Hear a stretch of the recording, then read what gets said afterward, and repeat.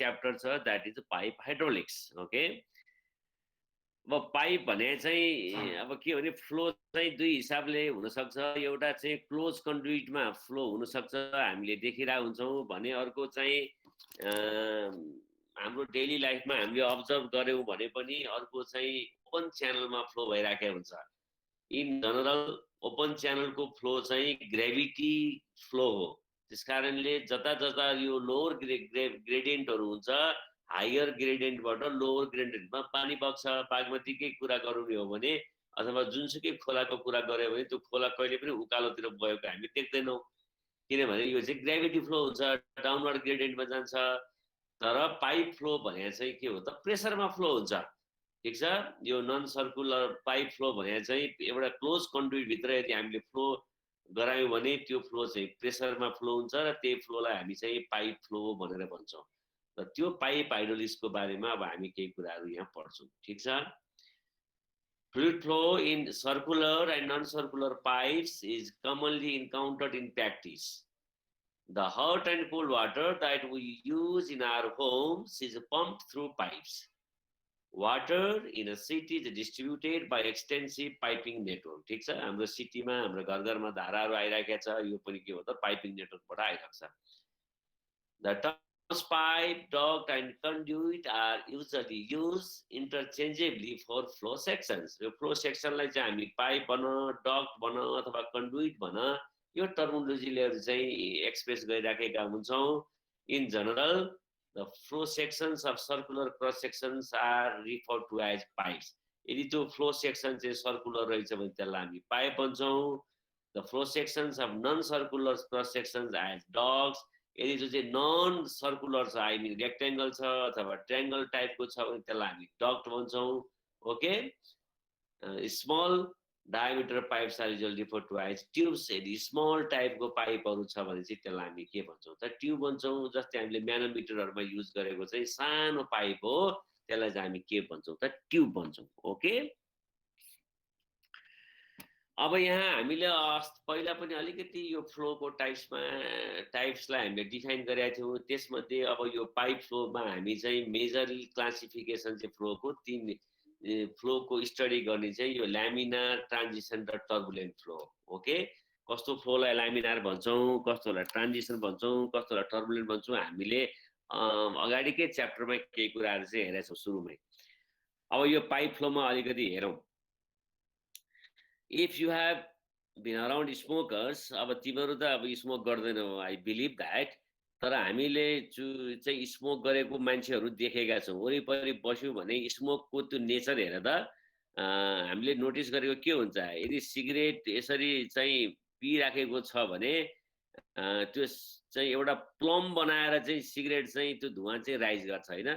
एउटा सर्टेन डिस्टेन्ससम्म चाहिँ त्यो फ्यु सेन्टिमिटरसम्म चाहिँ त्यसले स्मुथ प्लम बनाउँछ, त्यसपछि त्यो हावामा फैलिन्छ. ओके, फ्लोलाई योसँग हामीले यदि जोडेर हेर्ने हो भने त्यो जुन स्मुथ प्लम बनेको रिजन छ त्यो चाहिँ ल्यामिनार फ्लो हो. किनभने सबै यो ट्युबको रूपमा फ्लो भइरहेछ नि, डिसिप्लिन फ्लो छ त्यसमा होइन. एउटा लेयरमाथि अर्को लेयर डिसिप्लिन छ, त्योलाई ल्यामिनार फ्लो भन्न सक्छौँ. अनि त्यसपछि जब हावामा यो स्प्रेड गर्छ, फैलिन्छ, अनि ऱ्यान्डमली फैलिन्छ यो ह्याफेजाड वेमा, त्यसलाई हामी चाहिँ टर्बुलेन्ट फ्लो जस्तो भनेर भन्छौँ. पाइपमा पनि के हुन्छ त, करिब यस्तै हुन्छ. ठिक छ. Likewise a careful inspection of flow in a pipe reveals that the fluid flow is streamlined at low velocities but turns chaotic as the velocity is increased above the critical value भन्छ. Pipe फ्लोमा पनि यस्तै चुरोटको धुवाको जस्तै चाहिँ nature हुन्छ. एउटा लो velocity छ भने चाहिँ यसरी स्मुथली रन गर्छ. यदि क्रिटिकल भ्यालु हुन्छ एउटा, त्यो भ्यालुभन्दा तललाई चाहिँ हामी ल्यामिनार फ्लो भन्छौँ, त्योभन्दा माथिलाई चाहिँ टर्बुलेन्ट फ्लो भन्छौँ. त्यो भ्यालु भनेको हाम्रो हकमा के हो त, रेनल्ड्स नम्बर हो. त्यो हामीले पहिला पनि हेरेका छौँ रेनल्ड्स नम्बर कसरी क्यालकुलेट गर्ने, अब पनि हामी अलिकति हेरौँला. ठिक छ. अनि अलिकति स्पिड बढाउँदै गयो भने त्यो फ्लो के हुन्छ त, झिगज्याग वेमा चाहिँ फ्लो हुन्छ. यसरी झिगज्याग वेमा गयो भने चाहिँ टर्बुलेन्ट फ्लो, स्मुथ वेमा गयो भने चाहिँ यो के हो त, ल्यामिनार फ्लो.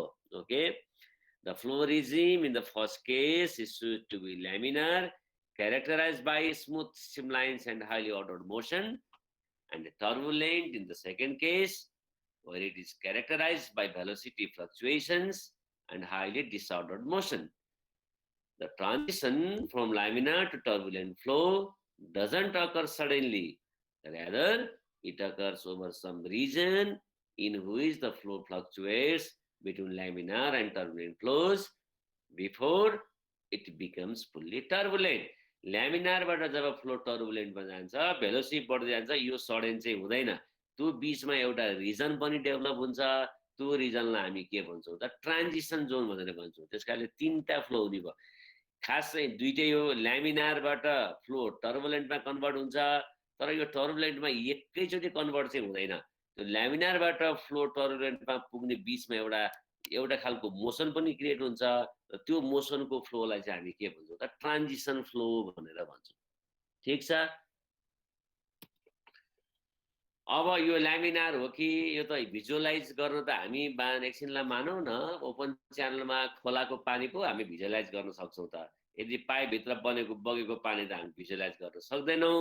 त्यस कारणले कसरी छुट्याउने त त्यहाँ चाहिँ पानीभित्र बगेको पानी चाहिँ टर्बुलेन्ट छ कि ल्यामिनार छ कि अथवा ट्रान्जिसन छ, कसरी छुट्याउने भनेर हामीले सुरुमै भनेका छौँ। त्यहाँ हामी एउटा म्याथमेटिकल हामीसँग रिलेसन छ। त्यो म्याथमेटिकल रिलेसनसिपबाट हामी एउटा नम्बर क्यालकुलेसन गर्छौँ जसलाई रेनॉल्ड्स नम्बर भनिन्छ। रेनॉल्ड भने चाहिँ हाइड्रोलिक इन्जिनियर हुन् हैन, ओस्बोर्न रेनॉल्ड। 80 मा चाहिँ उनले चाहिँ एउटा फर्मुला डेभलप गरेका छन्।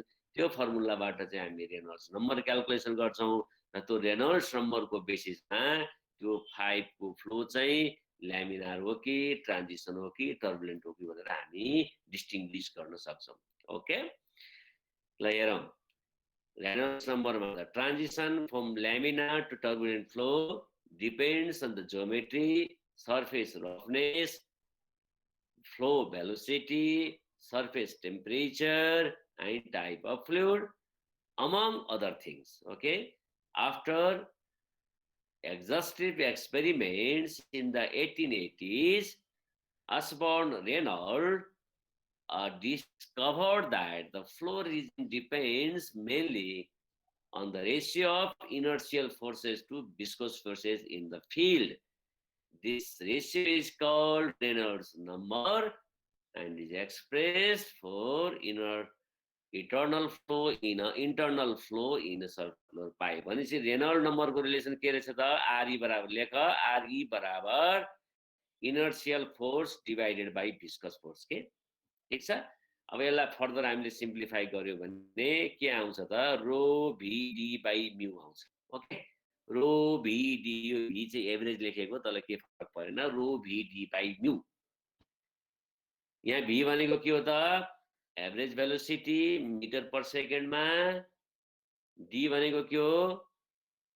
Characteristic length of the geometry भन्छ। ओके, पाइपको केसमा त्यो भनेको डायमिटर हो। क्लियर? भी भनेको एभरेज भेलोसिटी, डी भनेको characteristic length of the geometry, diameter in this case. Okay, र म्यू भनेको डायनेमिक विस्कोसिटी और विस्कोसिटी जे भन और एब्सोल्युट विस्कोसिटी। ओके, अब रो बाई म्यूलाई हामीले चाहिँ रो बाई म्यूलाई चाहिँ म्यू बाई रो बराबर कति हुन्छ त? म्यू बाई रो बराबर again we can write as a nu हैन। किनेमेटिक विस्कोसिटीको टर्ममा हेर्ने हो भने rho by mu by rho बराबर चाहिँ न्यू लेख्न सकिन्छ। त्यसरी लेख्ने हो भने यो इक्वेसन फेरि केमा कन्भर्ट हुन्छ? यो इक्वेसन चाहिँ भिडी बाई न्यूमा कन्भर्ट हुन्छ हैन त? वेयर न्यू भनेको के हो त? काइनेमेटिक विस्कोसिटी बराबर म्यू बाई रो। कुरो क्लियर छ?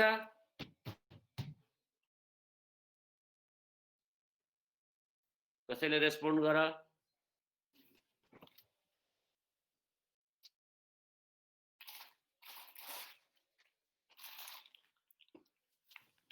सचिन, कुरो क्लियर छ? यस सर, बुझ्यो अलिअलि। ल गुड गुड। अब अरू त हेर्दै जानुपर्छ अहिले भन्छ, फेरि एकचोटि रिभाइज घरमा रिभाइज गर्ने बुझिन्छ। अब यो फर्मुलाबाट हामी एउटा नम्बर क्यालकुलेसन हुन्छ। यो प्यारामिटर हामीलाई नोन हुन्छ हैन। यो नोन प्यारामिटरबाट अब भ्यालु आउँछ। हेर, जति भ्यालु आउला त्यसमा अब एउटा रेन्ज छ। यदि हामीले क्याल्कुलेसन गरेको रेनॉल्ड्स नम्बरको भ्यालु चाहिँ 2300, अब यसको भ्यालु चाहिँ अब लिटरेचर वाइज कहिलेकाहीँ फरक छ, धेरै ठाउँमा 2000 पनि लेखेको छ, यहाँ 2300 लेखेको छ, केही फरक परेन। यदि आरई चाहिँ लेस अर इक्वल टु 2300 छ भने त्यो फ्लो ल्यामिनार हुन्छ, र आरई चाहिँ 4000 भन्दा बढी छ भने त्यो फ्लो चाहिँ टर्बुलेन्ट हुन्छ, र आरई चाहिँ यदि 2300 र 4000 को बिचमा छ भने त्यो फ्लो चाहिँ के हुन्छ त, ट्रान्जिसनल हुन्छ। यो चाहिँ पाइप फ्लोका निम्ति यो भ्यालु ओपन च्यानल फ्लोमा फरक हुन सक्छ। कुरा बुझ्यौ? यो फर्मुलाबाट हामीले आरई क्याल्कुलेसन गर्ने, अनि आरई को रेन्ज हामीलाई थाहा हुन्छ। आरई चाहिँ 2300 भन्दा घटी छ भने त्यो फ्लो चाहिँ लेमिनार भयो, आरई चाहिँ 4000 भन्दा बढी छ भने त्यो फ्लो टर्बुलेन्स भयो। आरई को भ्यालु चाहिँ 2300 र 4000 बिचमा मानिलिउँ 2700 आरई को भ्यालु आएको त्यो फ्लो भयो त ट्रान्जिसनल भयो। Got it?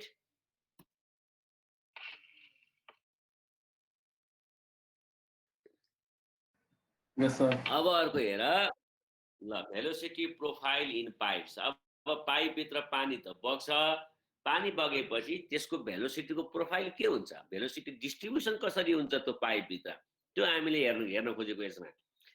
पहिला हामी के हेरौँ त, ल्यामिनार फ्लो हेरौँ, त्यसपछि टर्बुलेन्ट फ्लो हेरौँ। अब यो फिगर कतिको देखिएको छ?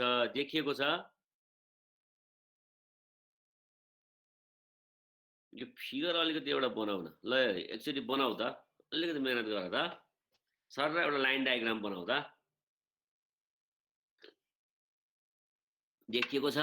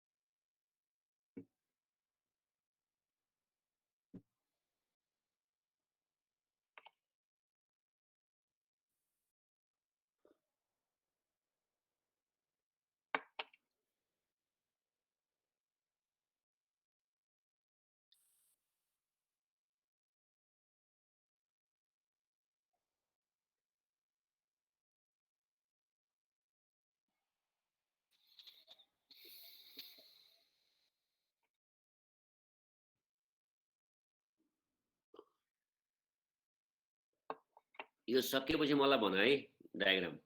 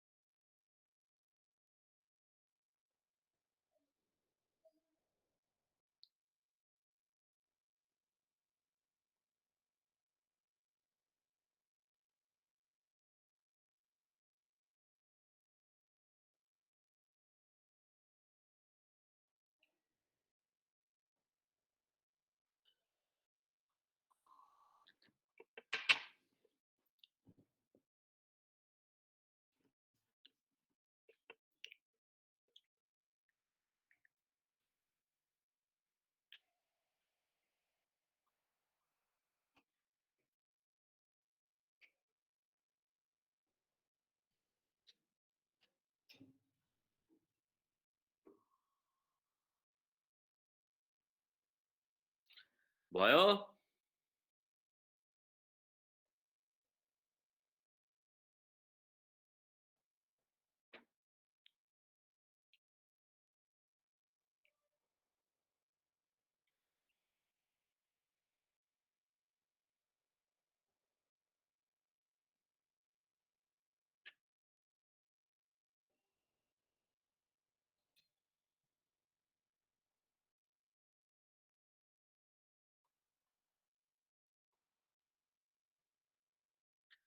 भयो भयो सर गुड ल हेर त यो पहिला फिगरमा हेर न सुरुको यो पाइप जब यहाँबाट इन्ट्री भयो यो पाइपको सेक्सन देखाइएको हो यसको रेडियस आर छ पाइप यहाँबाट इन्ट्री हुँदा भेलोसिटी एउटै देखिन्छ हैन त जब एउटा सर्टेन डिस्टेन्समा गयो अनि यहाँ तलको भेलोसिटी घट्दै गयो अनि अब कर्भिलले हेर स्ट्रेटबाट कर्भतिर बनाउँदै गयो यहाँ अलिकति फ्ल्याटर कर्भ बन्यो यो कर्भ फेरि यस्तो बन्यो यसमा अलिकति प्याराबोलिक जस्तो सेप हुँदै गयो र एउटा पोइन्टमा पुगेपछि यसलाई फुल्ली डेभलप्ड रिजन भन्छ यो पोइन्टमा पुगिसकेपछि यो ठ्याक्कै प्याराबोलिक सेपमा आयो के भनेपछि भेलोसिटी चाहिँ बढ्दै बढ्यो अनि यहाँबाट यो भेलोसिटी चाहिँ कन्स्ट्यान्ट हुन्छ भनेर भन्न खोजे भनेपछि यो फाइनल यसको सेप चाहिँ के हुँदो रहेछ त ल्यामिनार फ्लोमा तिमीलाई चाहिँ प्याराबोलिक सेप नै हुँदो रहेछ तर त्यो प्याराबोलिक सेप बन्नु अगाडि यसले 4 वटा स्टेज चाहिँ पार गर्दो रहेछ सुरुमा चाहिँ स्टेट जस्तो देखिँदो रहेछ त्यसपछि अलिकति कर्भ बन्दो रहेछ यो कर्भ फेरि चाहिँ शार्प बन्दै जान्छ अनि यस्तो अझ शार्प बन्दै जान्छ र यहाँ एउटा लेयर छ यसलाई बाउन्ड्री लेयर भन्छ यो लेयर चाहिँ यसरी यो लेयर चाहिँ यसरी यो पोइन्टमा पुगेपछि जिरोमा मर्ज गर्छ के यो जहाँ मर्ज गर्छ त्यहाँबाट चाहिँ भेलोसिटी प्रोफाइल चाहिँ फुल्ली डेभलप्ड हुन्छ भनेर भन्छ ओके यो डायग्रामको मेसेज चाहिँ त्यो हो त्यसको नामकरण गरिएको छ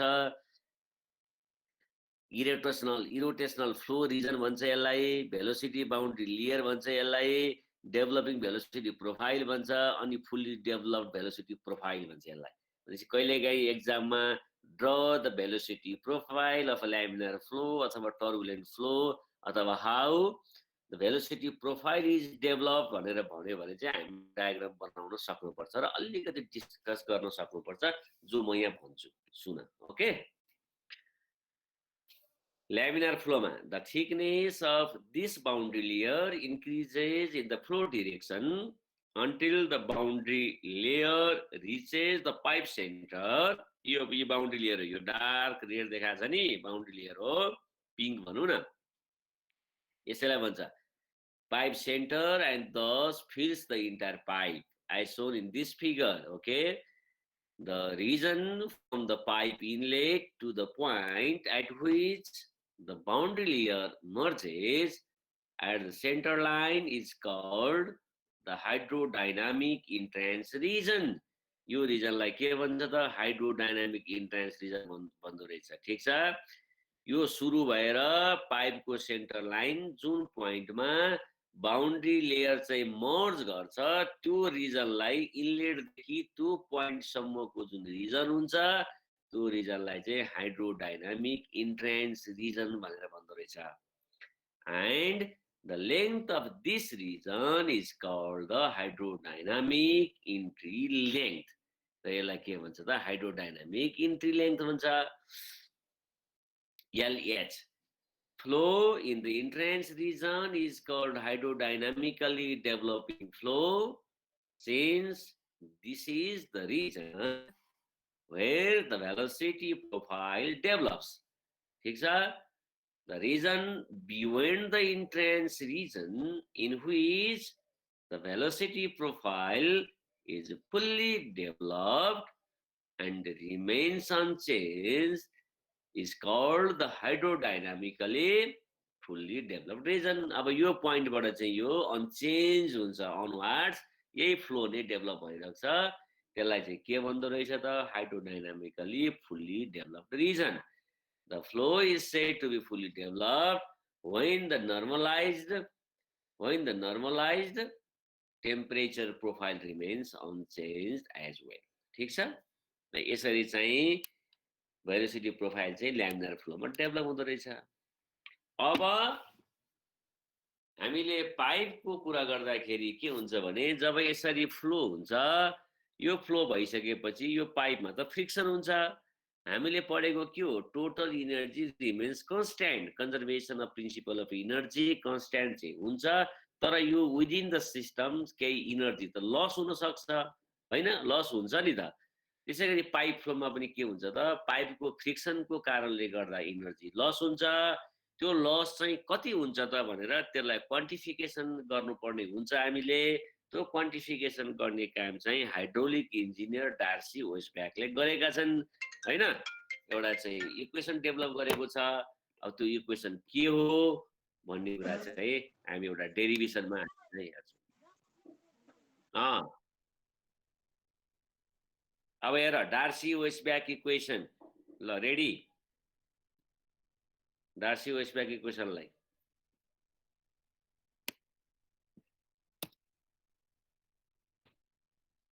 एकदमै जरुरी छ बुझ्नलाई। मजाले एकचोटि हेर, ठिक छ। यसको डेरिभेसन